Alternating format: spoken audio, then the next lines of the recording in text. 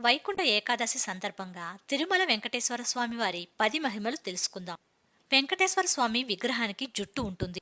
స్వామివారి మూల విరాట్ విగ్రహం వీపు భాగం ఎప్పుడూ తడిగానే ఉంటుంది. ఆ ప్రదేశంలో సముద్ర ఘోష వినపడుతూ ఉంటుంది అంటారు. అంతేకాదు స్వామివారి వెనుక భాగంలో పెద్ద సొరంగ మార్గం కూడా ఉంటుందట. ఆ మార్గం ద్వారా పూలను వేస్తూ ఉంటారు.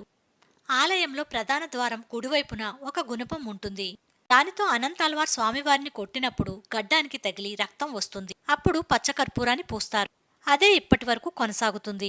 తిరుమల ఆలయంలో ఎప్పుడూ దీపాలు వెలుగుతూనే ఉంటాయి. ఈ దీపంలో ఎప్పుడూ నూనె గాని నెయ్యి గాని పోయరు. ఏళ్ల తరబడి వెలుగుతున్న ఈ దీపాన్ని ఎవరు ఎప్పుడు వెలిగించారో ఎవరికీ తెలియదు. తిరుమల ఆలయంలో మరో ప్రత్యేకత ఉంది. స్వామివారు గర్భగుడి మధ్యలో ఉన్నట్టు ఉంటారు కానీ నిజానికి కుడివైపున ఉంటారు. తరువాత స్వామివారి విగ్రహానికి ప్రత్యేకమైన పచ్చకర్పూరం పూస్తారు. ఏదైనా రాయికి పచ్చకర్పూరం పూస్తే కొంత సమయం తరువాత పగుళ్లు వస్తాయని శాస్త్రీయ అభిప్రాయం. కానీ ఇక్కడ అలా జరగదు. ప్రతి గురువారం స్వామివారి అలంకారం పూర్తిగా తొలగించి స్నానం చేసి గంధం పూసినప్పుడు అమ్మవారి ఉనికి వెల్లడవుతుంది. గంధపు ముద్దను తీసివేస్తే గుండెకు పూసిన చందనంలో లక్ష్మీదేవి చిత్రం కనిపిస్తుందట. ఇక స్వామివారిని కింద ధోతి పైన చీరతో అలంకరిస్తారు. ఎందుకంటే లక్ష్మీదేవి రూపం స్వామివారిలోనే ఉందని నమ్ముతారు.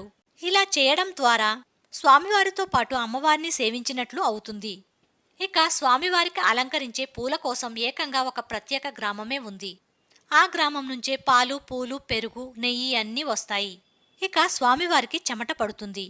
ఆలయ పరిసరాలు చాలా చల్లగా ఉంటాయి. అయినప్పటికీ స్వామివారి శరీరంపై వేడి చెమట చుక్కలు కనిపిస్తాయట.